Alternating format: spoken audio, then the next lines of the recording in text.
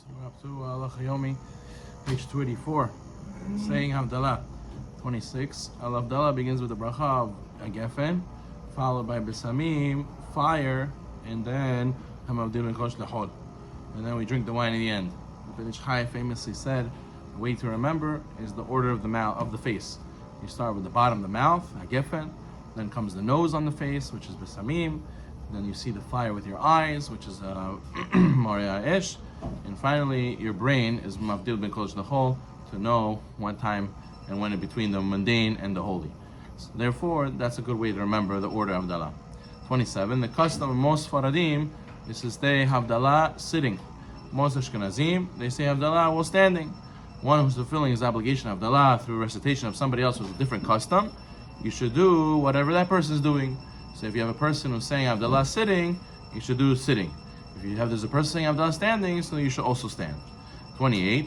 When one is reciting Havdala along with other people, it is customary to stand while reciting Havdala, even for Sfaradim. So if you're saying Havdala by yourself, then you can stand. But if you're doing it for other people, everyone should sit. 29. It is customary to recite different prayers for success. Atzlichenu, and we say Elakam Yiranenu, and we say all these different types of prayers for success and protection and the coming redemption. There are different customs, right, when to say these prayers. Either before Havdala, people say Elokeinu Elokei Avotenu, or people say after Havdala, they say Veiten Lecha Elokim, right? And therefore, everyone should do according to their custom. 30. Just like Kiddush, one must use wine or grape juice for Havdala. Let's say there's no wine or grape juice, so then you can use Chamar Medina, which we explained was some popular alcoholic beverage. And if you don't even have Chamar Medina, then you should rely on the Havdala that is in Shul, when you pray Arvit, that you rely on that Havdala. 31. Although one may recite the Kiddush on bread on Friday night, but when you don't have wine, but Havdala can never be recited on bread. 32. Some have the custom to overflow the cup for Havdala a little bit with wine. However, others say you shouldn't do this because they'll go wine to waste. It's a bal tashchit. Even though some have a custom to add 3 drops of water during wine during Kiddush, Havdala, you should not add any water to the wine. And if your custom is to go and overflow the cup, so then that's also a valid custom. Okay, fine. The 33, the cup of wine should be held in your right hand, and the besamim should be held in the left hand. When you're doing Havdala, you have to hold both. You have to hold both in your hands. If one accidentally recited Havdala with his left hand, then he nevertheless fulfill his obligation. 34. Sorry. Even if generally you're left-handed, you should still hold the cup of Havdala in your right hand. However, if you're afraid that you're not so steady, you're going to spill the wine, you could be lenient to hold it in your left. According to Kabbalah, it's always important to do mitzvot with the right hand, and never with the left. 35. It's customary in many communities to laugh after you say Gefen. They go, Gefen, ho ho ho ho he he he, in order to start the week with happiness. Okay. 36. Once you start the bracha of Gefen, you should not interrupt with any psukim that are not related to the Havdala until you finish drinking from the cup. 37. One who forgot to say Gefen and only remembers after drinking the cup of the wine, he still fulfilled his obligation, but it's proper to fill up another cup and say Gefen again. Gefen the first time, actually, because you forgot it. 38. After bracha of Gefen, you should switch the besamim in the cup. So you're holding the cup in right hand, besamim the left. And then you put the cup down, you hold the besamim in right hand, you pick up the cup with your left hand, and now you say the bracha for the besamim. If accidentally you said Borei Moraesh before besamim, you should say besamim afterwards, but you don't have to repeat the bracha for besamim and then continue with the Havdalah. You don't have to repeat the bracha on the fire, if you did it out of order. 40. Besamim are smelled during Havdalah on Mitzvah Shabbat in order to calm your soul after it lost neshama yetera. 41. One who does not have besamim may recite Havdalah even without besamim.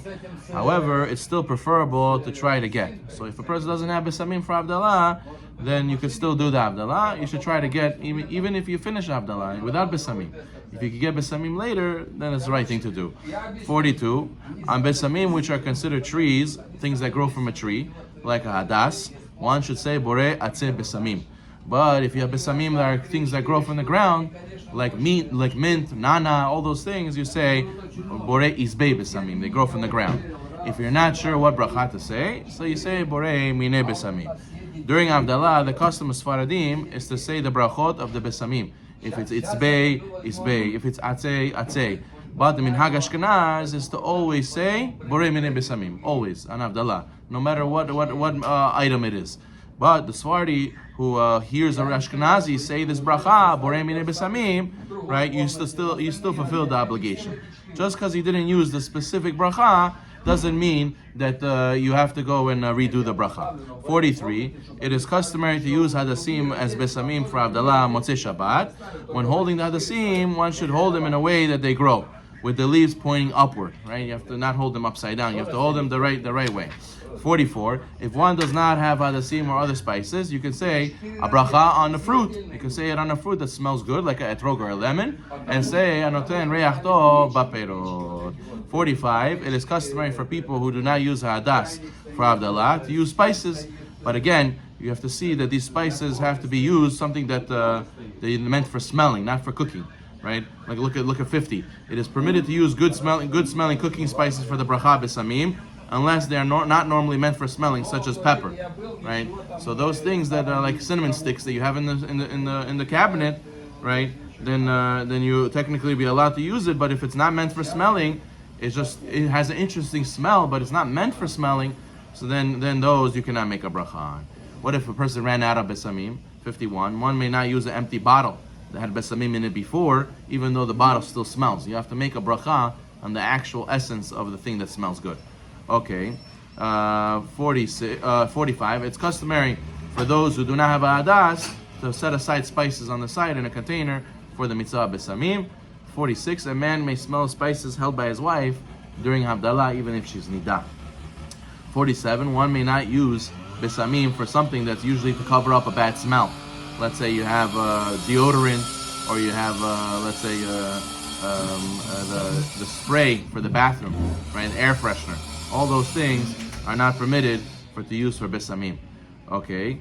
48. One may use a perfume that has a natural smell, non-synthetic, if it has real essence of fruits, a real essence of things that smell good in the world, right? It has a flower, it has whatever essence of some oil. So then you're allowed to say a bracha on perfume as well for besamim.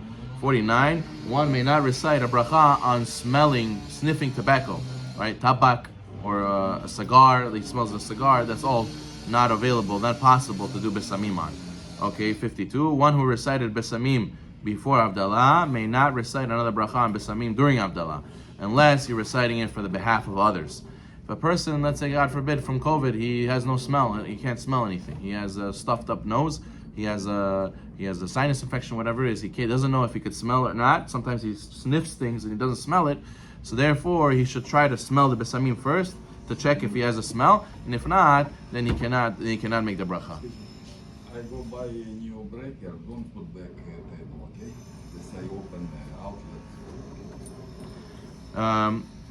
54. One who cannot smell the bracha besamim may not recite the bracha besamim. However, someone else, he may recite the bracha on someone else who does not know. For someone else who does not know how to say the bracha on themselves, an avel is allowed to say besamim and say Havdalah Motzei Shabbat.